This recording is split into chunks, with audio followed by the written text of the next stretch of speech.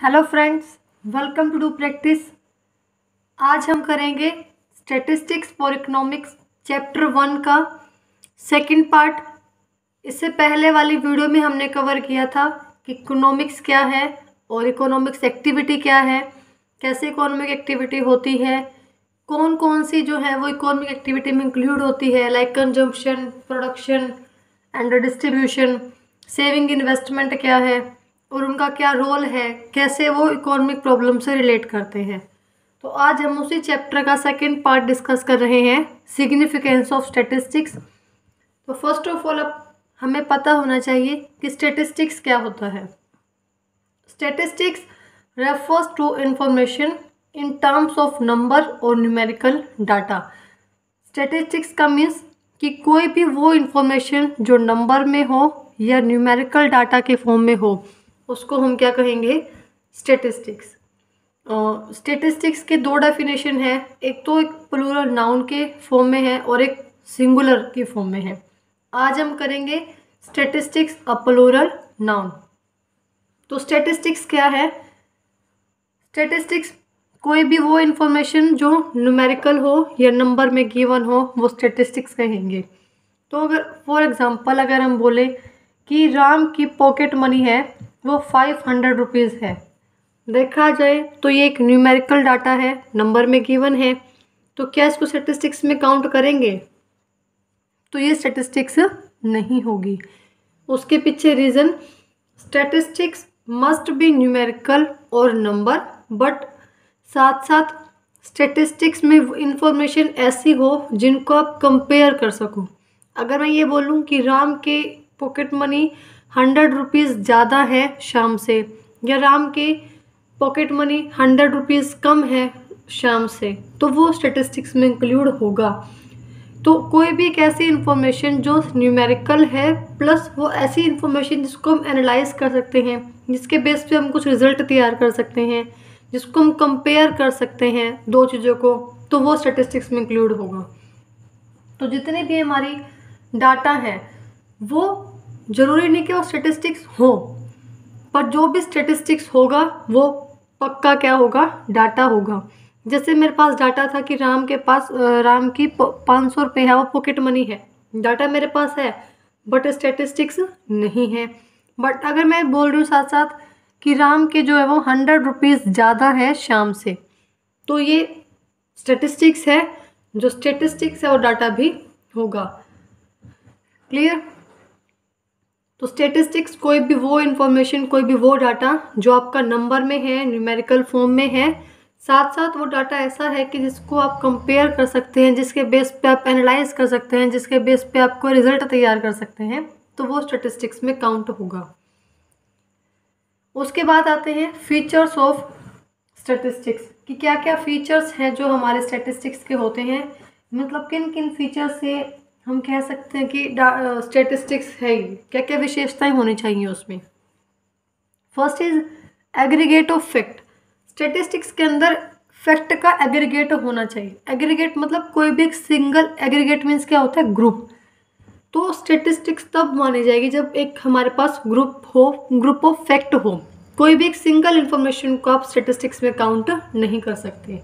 Like मैंने कहा कि अगर एक कॉलेज में 1000 स्टूडेंट हैं, तो वो 1000 स्टूडेंट जो है वो हमारे स्टैटिस्टिक्स से नहीं कहलाएंगे। बट अगर मैं इसके जगह बोलती हूँ कि जो 300 स्टूडेंट हैं वो आपके आर्ट के हैं, जो 400 स्टूडेंट हैं वो आपके कॉमर्स साइड से हैं, जो 300 स्टूडेंट हैं वो नॉन मेडिकल साइड से हैं, तो ये आपका इंक्लूड होगा स्टैटिस्टिक्स में, क्योंकि ये एक फैक्ट, ये एक फैक्ट है, दूसरा है, तीसरा है।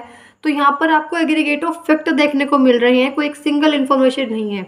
अगर मैं बोलूँ कि उस कॉलेज में 1000 स्टूडेंट हैं, तो वो जैसे सिंगल इन्फॉर्मेशन है, वो आपकी स्टैटिस्टिक्स में काउंट नहीं होगी। तो स्टैटिस्टिक्स तभी मानी जाएगी जब आपके पास ग्रुप ऑफ फैक्ट हो, फैक्ट का एग्रीगेट हो, एक डाटा हो, अच्छा खासा ग्रुप में हो। सिंगल इन्फॉर्मेशन कभी भी स्टैटिस्टिक्स में काउंट नहीं होगी।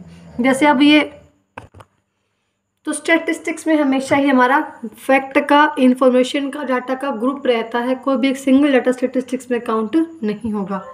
Second is numerically expressed. Numerically expressed का मीन्स क्या होता है कि कि जो आपका डाटा है वो न्यूमेरिकली एक्सप्रेस होना चाहिए, जैसे कि अभी हमने बात की थी। स्टैटिस्टिक्स तभी होगा जब वो न्यूमेरिकली एक्सप्रेस होगा।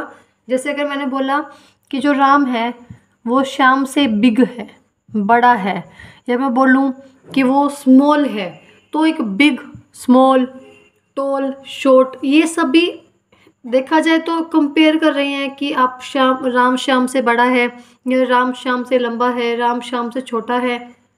एक्सप्रेस तो हो रहा है बट न्यूमेरिकली एक्सप्रेस नहीं हो रहा। तो अगर हम बोले कि Ram is bigger than Shyam, तो वो एक स्टेटिस्टिक्स में काउंट नहीं होगा। बट अगर मैं बोल रही हूँ कि Ram is bigger than Shyam, कि राम की हाइट जो है वो 5.5 है, श्याम की हाइट 5.3 है, तो means Ram is 2 inch bigger than Shyam. तो वो एक आपने एक न्यूमेरिकल एक्सप्रेस किया है कि राम 2 इंच बड़ा है श्याम से, तो वो वहाँ पर स्टैटिस्टिक्स में काउंट होगा। तो स्टैटिस्टिक्स में सबसे बड़ा फीचर है, और इसके डेफिनेशन में भी आती है ये बात कि जो आपकी इन्फॉर्मेशन है, जो आपकी डाटा है, वो न्यूमेरिकली एक्सप्रेस होना चाहिए। न्यूमेरिकली मीन्स नंबर में एक्सप्रेस होना चाहिए। आप उसको किसी को यहाँ पे क्वालिटी नहीं चलती कि वो छोटा है, बड़ा है, अच्छा है, बुरा है। यहाँ पे नंबर्स में बात होती है कि वो कितना अच्छा है। मीन्स एक तो हम बोले कि राम श्याम से इंटेलिजेंट है, ये नहीं चलेगा। राम श्याम से कितना इंटेलिजेंट है, कि राम के कितने अच्छे परसेंटेज आए हैं श्याम से, या श्याम के कितने अच्छे परसेंटेज आए हैं राम से। तो जो न्यूमेरिकल जब आप नंबर में बात करते हो तो वो स्टेटिस्टिक्स में काउंट होगा। Third one is multiplicity of causes. Multiplicity of causes means stat जब भी हम करते हैं, मीन्स जब भी हम डाटा कलेक्ट करते हैं, तो उसका कोई भी एक रीज़न नहीं होता, कोई भी एक कॉज नहीं होता। कॉजेज़ की मल्टीप्लिसिटी मीन्स बहुत ज़्यादा कॉजेज़ होते हैं। लाइक अगर हम इकोनॉमिक्स की बात करें तो हमें पता है कि डिमांड कम होगी। तो डिमांड कम क्यों होगी? या तो प्राइस इंक्रीज हो गया होगा, या उनकी इनकम कम हो गई होगी, या उनका टेस्ट चेंज हो गया होगा, टाइम पीरियड चेंज हो गया होगा, जो उनका प्रेफरेंस है वो चेंज हो गया होगा, या फिर जो प्राइस में कुछ ना कुछ फ़र्क रहा होगा। तो मीन्स एक डिमांड कम हुई है, उसके पीछे कितने सारे रीज़न है, प्राइस के, इनकम के, टेस्ट प्रेफरेंस के, टाइम पीरियड के। तो इन सब की वजह से भी जो हमारे डिमांड कम हो सकती है। तो सिंपल सी बात कि जब आप स्टैटिस्टिक्स में बात करते हैं तो आप कोई भी एक टर्म देखते हैं तो उस टर्म के पीछे जितने भी कॉजेज़ हैं कि क्या किस किस कारण से वो काम हो सकता है, उन सभी कॉजेज़ को फाइंड आउट करते हैं। Next is reasonable accuracy. Reasonable accuracy means जो आपका डाटा है, स्टेट है, वो एक्यूरेट होना चाहिए, क्लियर होना चाहिए। जब भी आप उसको कलेक्ट करो तो इस एक्यूरेसी में कलेक्ट करो। एक्यूरेसी का अगर आप गूगल मीनिंग देखोगे तो शुद्धता होता है। मीन्स जो आपका डाटा है वो शुद्ध होना चाहिए, एक्यूरेट होना चाहिए। और जो एक्यूरेसी है वो आपकी डिपेंड करती है इन्वेस्टिगेशन से, कि आप किस तरह से इन्वेस्टिगेशन कर रहे हैं। जैसे कि अगर आपको डाटा चाहिए सिर्फ 1000 पीपल का, आप कलेक्ट कर रहे हैं 2000 का, अगर आपको सिर्फ डाटा चाहिए सिर्फ 200 का फॉर एग्जांपल, और आप कलेक्ट कर रहे हैं 1000 पीपल का, तो डाटा तो सीधी सी बात है कि हमारा रिजल्ट भी एक्यूरेट नहीं आएगा। तो आपका इन्वेस्टिगेशन किस तरीके से है, कितने साइज पे आप इन्वेस्टिगेशन कर रहे हैं, किस तरीके से आप इन्वेस्टिगेशन को चूज़ कर रहे हैं, तो वो हमारा एक्यूरेट होना चाहिए। Next is mutually related and comparable. Mutually related and comparable का मीन्स यहाँ पर है कि जो आपका डाटा है वो म्यूचुअली रिलेट करना चाहिए, और डाटा ऐसा जिसको आप कंपेयर कर सको। फॉर एग्जांपल अगर मैं वही एग्जांपल दूँ आपको कि एग्जांपल है कि राम की हाइट 5.4 है, एंड जो श्याम है उसका वेट 50 kg है। तो देखा जाए तो दोनों का यूनिट ऑफ मेजरमेंट अलग अलग है। राम की आप हाइट लेके चल रहे हो, इंचज़ में मेज़र कर रहे हो, एंड श्याम का आप वेट लेके चल रहे हो, उसको केजी में यूनिट ऑफ मेजरमेंट कर रहे हो उसका। तो वो दोनों में कोई रिलेशनशिप नहीं है। राम का यूनिट ऑफ मेजरमेंट अलग है, श्याम का यूनिट ऑफ मेजरमेंट अलग है। आप कंपैरिजन कर रहे हो क्लॉथ एंड वीट का। क्लॉथ का आप मेज़र करते हैं वीट में, क्लॉथ का आप मेज़र करते हैं मीटर में, एंड वीट को आप मेज़र करते हैं केजी में। तो दोनों को आप कैसे कंपेयर करोगे? तो जो डाटा आप कलेक्ट करो वो म्यूचुअली रिलेट करना चाहिए। लाइक अगर आपने राम का हाइट लिए तो श्याम की भी आप हाइट लोगे, अगर आप श्याम का वेट ले रहे हैं तो आप राम का भी वेट लोगे, ताकि दोनों में एक रिलेशनशिप हो, दोनों का केजी में हो, दोनों का यूनिट ऑफ मेजरमेंट सेम हो, ताकि डाटा क्या हो, कंपेरेबल हो। जब तक यूनिट ऑफ मेजरमेंट सेम नहीं रहेगा तो आप कैसे डाटा कंपेयर कर सकते हैं? Next is pre determined objective.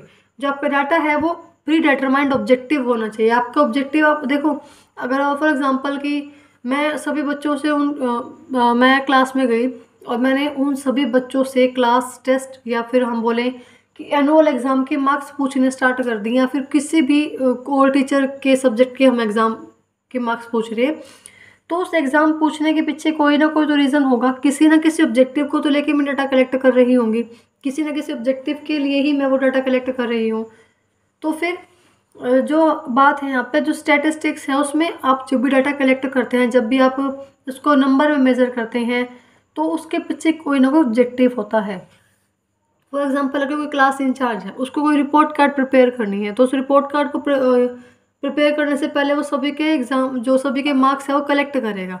तो यही रीज़न है उसके पीछे कि जब भी आप कुछ भी काम करते हैं, कोई डाटा कलेक्ट करते हैं, जैसे जनगणना होती है, तो उसके पीछे ऑब्जेक्टिव है कि पॉपुलेशन चेक करते हैं।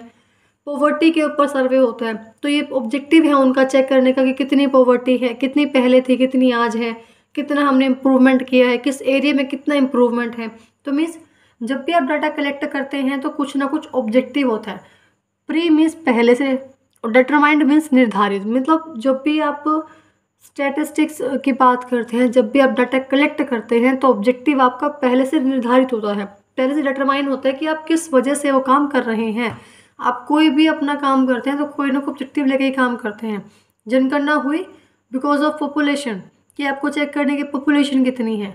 आप सर्वे कर रहे हो पॉवर्टी पे, चेक करने के लिए कि कितना हमने इम्प्रूवमेंट किया है, तो ऑब्जेक्टिव है ना आपका ये कि पॉपुलेशन कितनी है, तो उसके लिए आप जनगणना डाटा कलेक्ट कर रहे हो। पॉवर्टी में कितना अच्छा इम्प्रूवमेंट है, कहाँ इम्प्रूवमेंट है, कहाँ इम्प्रूवमेंट नहीं है, तो ऑब्जेक्टिव है हमारा पॉवर्टी के अच्छे एरिया को चेक करने का। तो ये भी आपका एक ऑब्जेक्टिव है। नेक्स्ट है इन्यूमरेटेड और एस्टिमेटेड। इन्यूमरेटेड क्या होता है और एस्टिमेटेड क्या होता है? बिल्कुल सिंपल सी टर्म है ये, सिंपल सी लैंग्वेज में समझेंगे इसको। अगर तो हमें स्टेटिस्टिक्स में क्या करना होता है, डाटा कलेक्ट करना होता है।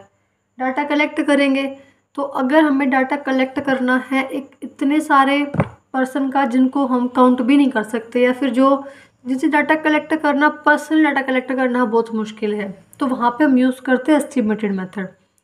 और जहाँ पर हमें पता है कि हमारी पॉपुलेशन, हमारा जो इन्वेस्टिगेशन एरिया है वो बहुत लिमिटेड है, हमें सिर्फ 100 बंदों पर रिसर्च करनी है, या हमें सिर्फ 200 पीपल पर रिसर्च करनी है, सिर्फ 10 पीपल पर रिसर्च करनी है, तो वहाँ हम यूज़ करेंगे इन्यूमरेटेड मेथड।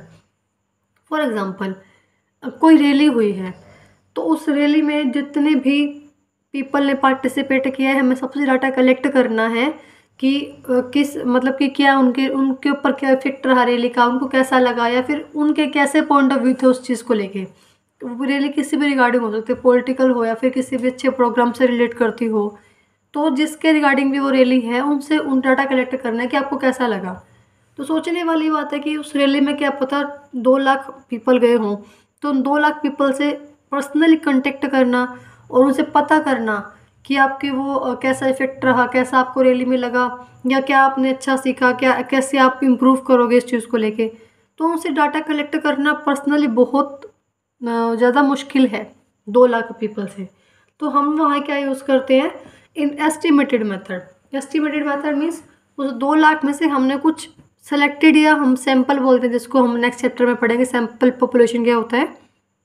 तो फिर एस्टिमेटेड मीन्स कि जिसमें आप एक उस 2 लाख पीपल में से कुछ सिलेक्टेड पर्सन काउंट करते हैं, जिसमें आप 2 लाख में से अपने 1000 या 1000 पीपल निकाल लिए, कुछ एक इस एरिया से, कुछ एक इस एरिया से, अलग अलग एरिया से आपने 1000 पीपल निकाल लिए।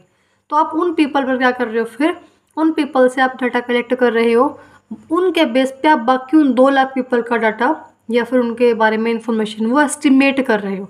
वो होता है हमारा एस्टिमेशन मेथड, कि मीन्स बाकियों का हम अनुमान लगाते हैं, बाकियों के बारे में हम एस्टिमेट करते हैं कि इन 1000 पीपल का ऐसा है तो उन 2 लाख पीपल का भी ऐसा ही होगा।